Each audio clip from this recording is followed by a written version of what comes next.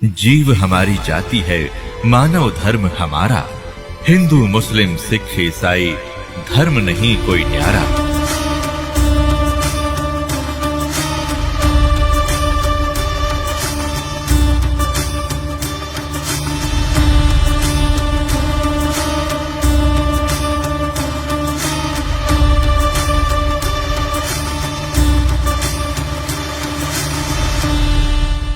परमात्मा ने आकर ये ज्ञान दिया है और यथार्थ ज्ञान को भगवान ही बता सकते हैं, जीव तो अटकल लगाया करते हैं। आप देखिएगा पवित्र चारों वेदों और श्रीमद् भगवद गीता के अंदर जो ज्ञान है वो गॉड गिवन है, और परमेश्वर कबीर जी की वाणी वो गॉड गिवन है, स्वयं परमेश्वर ने आके बोली है।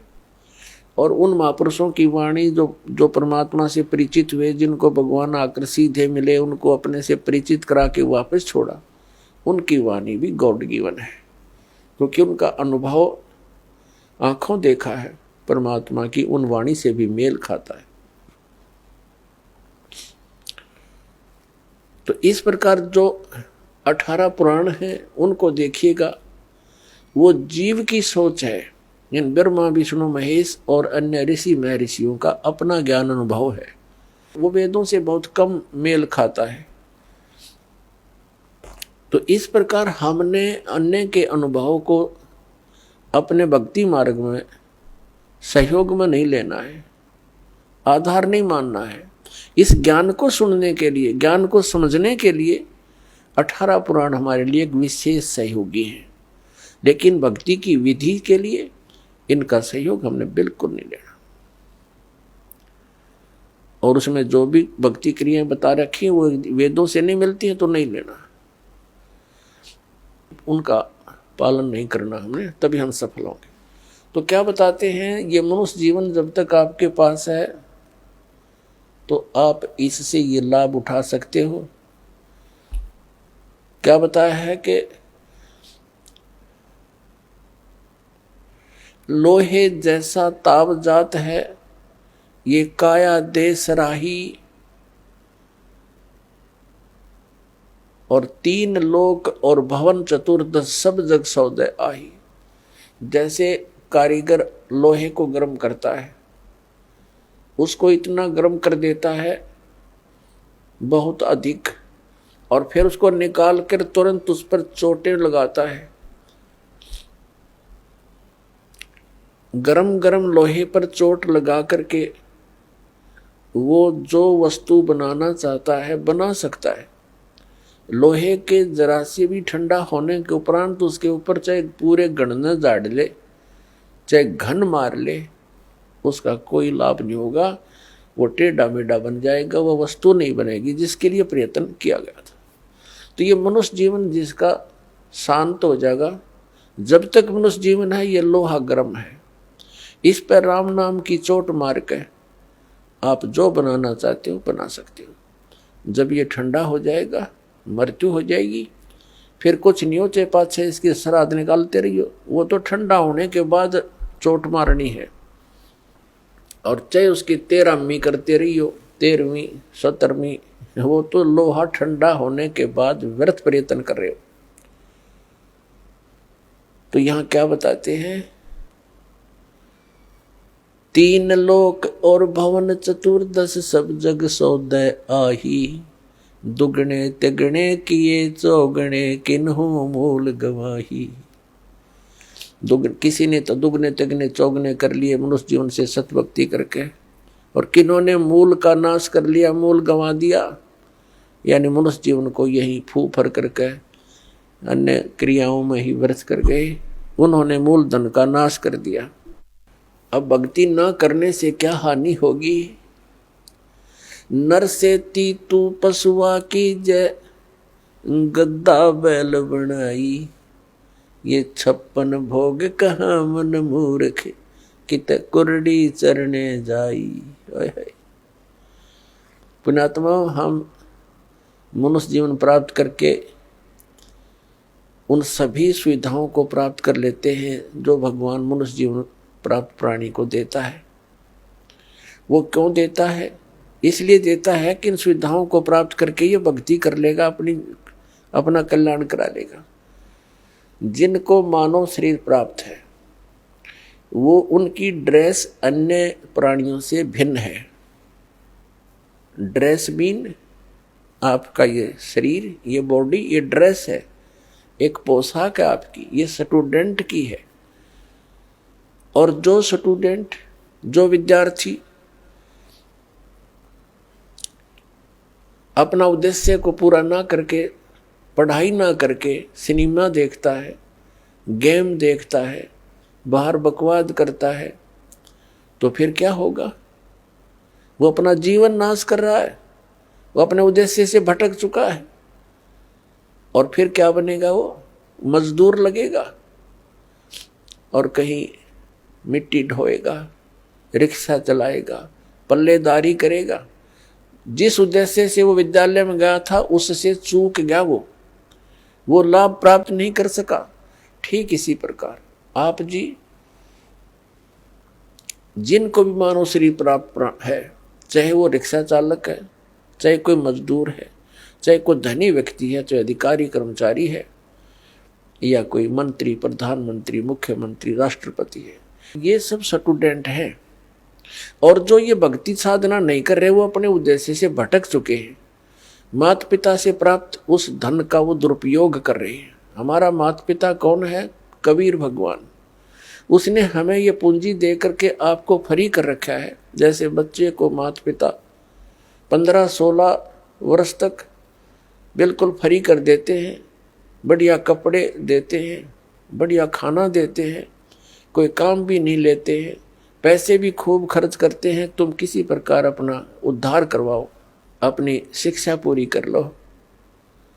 तो पुण्यात्मा परमात्मा ने आपको वो धन देकर यहाँ एक विशेष ड्रेस पर रखी है। इसमें विशेष सुविधाएं हैं जिससे आप भक्ति कर सकते हो। बच्चे को इसलिए सुविधा दी जाती है, विद्यार्थी को, कि इन सुविधाओं को प्राप्त करके ही वो अपनी भक्ति, वो पढ़ाई कर सकता है, तभी सफल हो सकता है।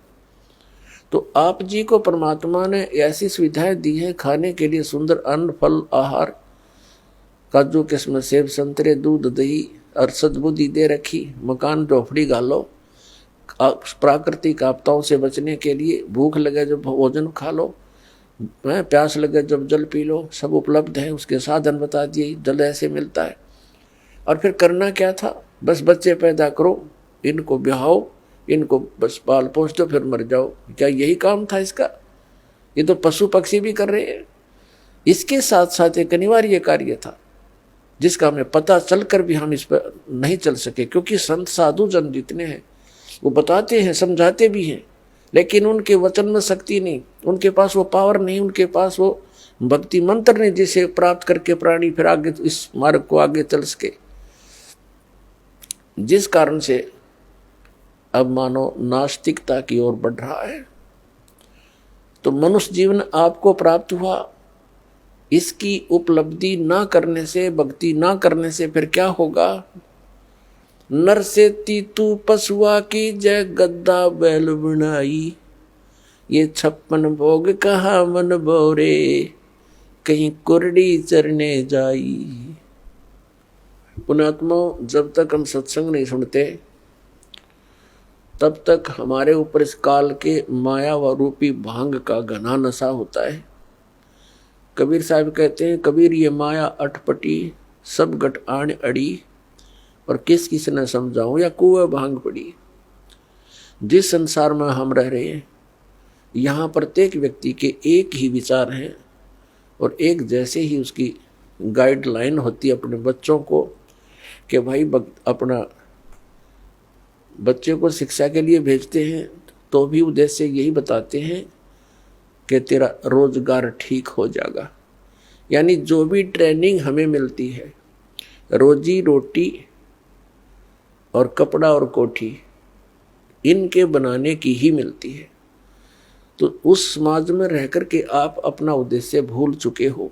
सत्संग में आने से कुछ समय आपको भगवान देता है, निश्चिंत होकर सत्संग सुनते हो और बहन भाइयों से मिलते हो, उनसे भी आपको फिर धीरे धीरे ये ज्ञान सुनने को मिलता है, तो आपकी रुचि बन जाती है। तो परमात्मा क्या बताते हैं कि आप मनुष्य जीवन प्राप्त हो, आपको कितनी सुविधा प्राप्त है। जब भूख लगती है खाना खा लेते हो, प्यास लगती है पानी पी लेते हो, गर्मी सर्दी से बचने के लिए मकान बना लिए। ये वैसे मकानों की आवश्यकता हमने इतनी चाहिए थी कि आवश्यकता से अधिक ना बनाए इनको। ये हमारा भक्ति बाधक है।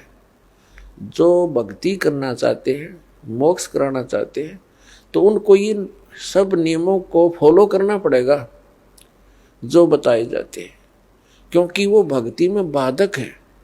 और जो भक्ति बाधक है आप उनको भी साथ लेकर चल रहे हो, तो आप ऐसा कर रहे हो जैसे किसी पशु के गल में लठ बांध दिया करते था, मोटा रस्से में गाल के। अब वो चल नहीं सकता उस स्पीड से जैसे उन्हें चलना चाहिए, चल गट्टियां पर लग गए। तो आप जी इन मर्यादाओं को पालन ना करके और भक्ति रूपी मार्ग पर चलने की चेष्टा करोगे, आप नहीं सफल हो सकते। तो इसलिए हमने ज्ञान के आधार से इन बुराइयों को, इन कुरीतियों को और सांसारिक परंपराओं को भी त्यागना पड़ेगा, तब हम इसमें सफल होंगे। फिर अपनी बड़ी स्पीड से चलेंगे। जैसे मकान बना लिया, ठीक है, आजकल परमात्मा ने दया कर रखी है, बढ़िया सुविधा आपको प्राप्त है, मकान बना लो, जैसा आवश्यक हो उतना ही, केवल उसी के लिए कि बढ़िया कोठी बनाऊं, लोगों का प्रशंसक बन जाऊं। ये हमारी अपनी सोच होती है, अध्यात्म मार्ग नहीं है। तो मकान बनाओ जितना आवश्यक हो और जितनी आपकी जेब अलाउड करती हो, आवश्यकता से अधिक खर्च मत करो। हमारे पूर्वज आपने देखे होंगे, हमने तो खूब याद है, झोंपड़ियों में टाइम पास करके कई कई पीढ़ी। उनका तो इतना काम है, एक चारपाई डालनी है आपने, चाहे 10 कमरों का मकान है आपका, एक कमरे में एक कोने में 3.5 बाई 7 फुट की जगह चाहिए आपने। घुड़ने तो घुड़िया तो मोकली है। कबीर साहब तक कहते हैं घर तो 3.5 हाथ और गढ़ा तो 4.25। कहे कबीर अधिका कहे उसको नहीं विचार। ये मनुष्य की जो शरीर है 3.5 हाथ का होता है। परमात्मा कहते हैं आपने घर 3.5 हाथ की आवश्यकता है, घना बनाओ तो 4.25। अरे से फालतू बनावा है तो मूर्खता है तेरी।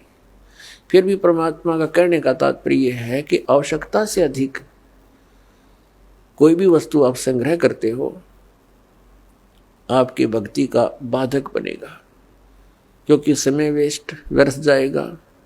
कोठी बना ली, 1-2 लाख अपने पास से लगा लिए, 3 लाख कर्जा कर लिया। अब जब तो कर्जा ले लिया, ऋण ले लिया, पता नहीं चला, 1 महीने के बाद मांगने वाला आने लग जाएंगे। चैन गई, रात न नींद आवा नहीं, और भक्ति का भी नाश। वह को ठीक है काम आई आपके। तो इस प्रकार हमने भक्ति मार्ग में जो बाधाएं हैं उनको त्यागना पड़ेगा। आप सुन रहे थे जगत गुरु तत्वदर्शी संत रामपाल जी महाराज जी के मंगल प्रवचन। अधिक जानकारी के लिए विजिट कीजिए हमारी वेबसाइट www.jagatgururampalji.org। संत रामपाल जी महाराज जी के शुभ आशीर्वाद से पूरे विश्व भर में 500 से भी ज्यादा नाम दीक्षा केंद्र हैं, जिन पर संत रामपाल जी महाराज जी द्वारा ऑनलाइन निशुल्क नाम दीक्षा दी जा रही है। अपने नजदीकी नाम दीक्षा केंद्र का पता करने के लिए संपर्क करें 8222880541।